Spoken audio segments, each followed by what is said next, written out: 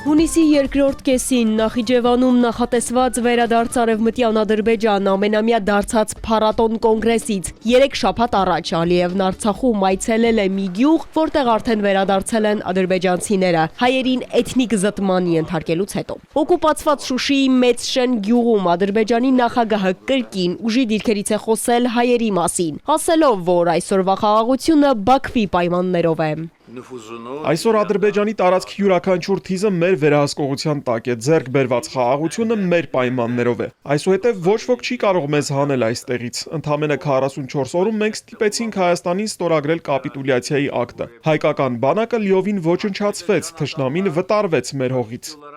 Սա եղավ նույն օրը, երբ Հայաստանում նշում էին Հանրապետության տոնը և ընտրություններին ընդառաջ ի ցույց դնում ձեռք բերված սպառազինությունը։ Ադրբեջանի հարցերով փորձագետի խոսքով Բաքվի նման քայլերն ունեն հստակ հասցեատեր։ Ադրբեջանի նախագահը գնաց Արցախ ցույց տալու, թե իբր ադրբեջանցիները բնակվում են այդ տարածքներում։ Հայաստանի Հանրապետության իշխանությունները, ինչպես գիտենք, լիարժեքորեն հրաժարվել են ադրբեջանական կողմին որևէ ագրեսիվ խոսույթով դիմելու պրակտիկայից եւ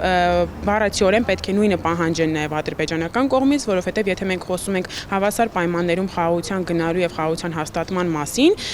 հավասար հարաբերությունների մասին, այսինքն որևէ մեկը ուժի դիրքերից չի խոսում, ապա միանշանակ պետք է պատասխան լինի, որ հայերն այլևս թշնամի չեն եւ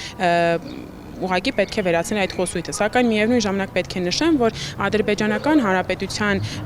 հանրակրթական համակարգում հայերը մինչ այսօր շարունակում են լինել թշնամի, Չնայած խաղաղության մասին պաշտոնական խոսույթին Ադրբեջանում հակահայկական հռետորաբանությունը շարունակում է խրախուսվել պետական մակարդակով։ Ալիևի մեսիջները հստակ տարանջատված են արտաքին եւ ներքին լսարանների համար։ Արտաքին ուժերին Ադրբեջանի նախագահը լսեցնում է, թե խաղաղություն է հաստատվել, խնդիրներ եւ տարածքային պահանջներ չկան, իսկ Հայաստանը ճանաչել է Ադրբեջանի տարածքային ամբողջականությունը, սակայն ներքին լսարանի համար հնչող հայտարարությունները բոլորովին այլ բովանդակություն ունեն։ Սա ներքին լսարանի սպառման համար ինֆորմացիա էր, քանի որ Ադրբեջանում ավտորիտար համակարգի կայունությունը ապահովում են հենց այդ ագրեսիվ խոսույթը, հայատյացությունը եւ վերջին տարիներին այս ամենին զուգակցվել է նաեւ Ալիևի այդ հաղթանակած առաջնորդ լինելու կերպարը եւ հենց այդ ամենի զուգակցմամբ էլ Ալիևը այսօր մինչ այսօր կարողանում է Ադրբեջանում պահպանել ըստ էության այդ ավտորիտար ռեժիմը։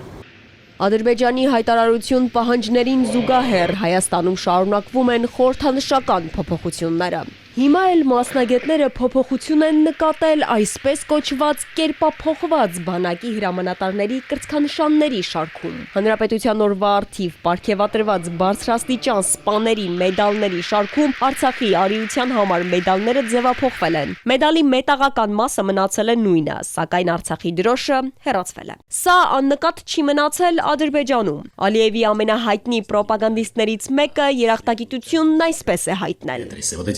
Убрали и поставили там вот флаг Армении. Вот за это спасибо Никол Бабаевич. А так... Алла Давтян, Эпикентрон.